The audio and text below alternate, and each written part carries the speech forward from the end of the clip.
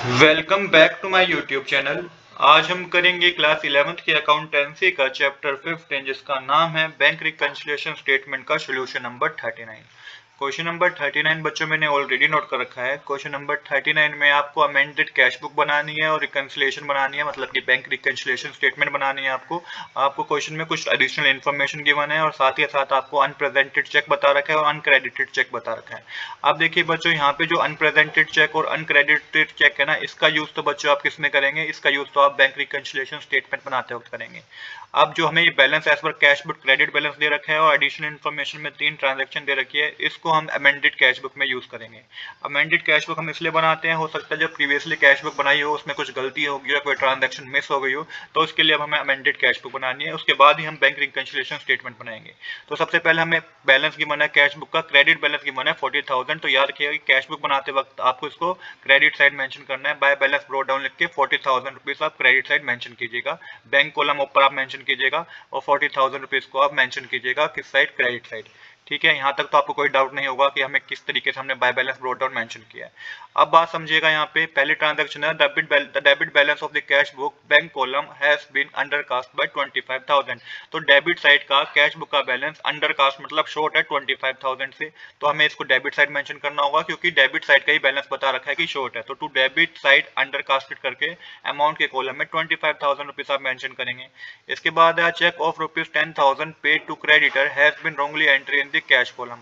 अब एक चेक था 10,000 रुपीज का जो कि क्रेडिटर को हमने पे किया, उसे हमने कैश कॉलम में मेंशन कर दिया, तो इसको आपको क्रेडिट साइड मेंशन करना है। बाय सप्लायर अकाउंट लिख के चेक इशू नॉट रिकॉर्डेड, तो 10,000 रुपीज आप इस साइड मेंशन कर देंगे, आप क्रेडिट साइड मेंशन करेंगे कैश बुक के।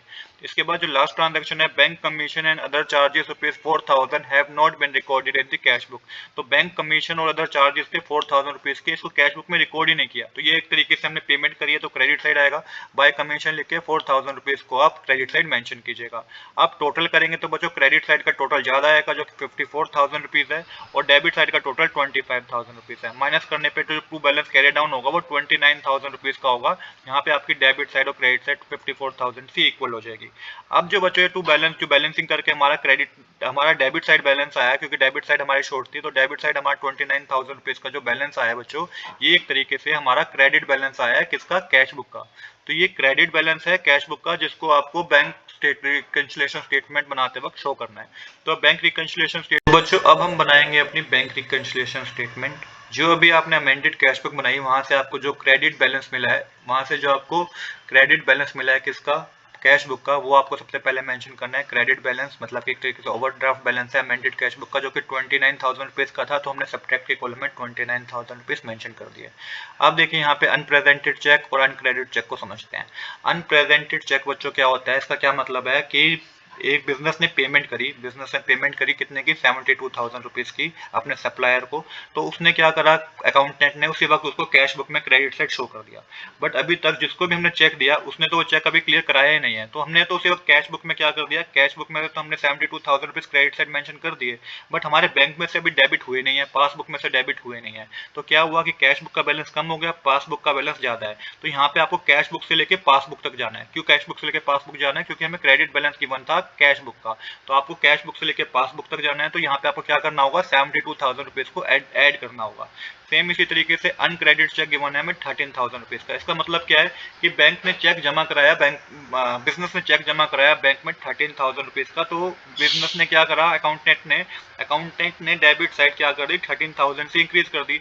बट बैंक में तो अभी क्रेडिट ही नहीं हुआ बच्चों, तो इससे क्या हुआ, कैश बुक का बैलेंस ज्यादा शो करेगा, पासबुक का बैलेंस कम शो करेगा। तो कैश बुक से लेके पासबुक तक जाना, तो 13,000 रुपीज को आपको सब्ट्रैक्ट के कॉलम में शो करना होगा।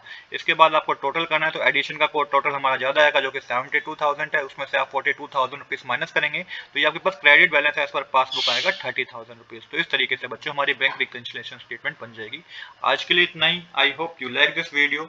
If you like this video please do subscribe this channel. Thanks for watching.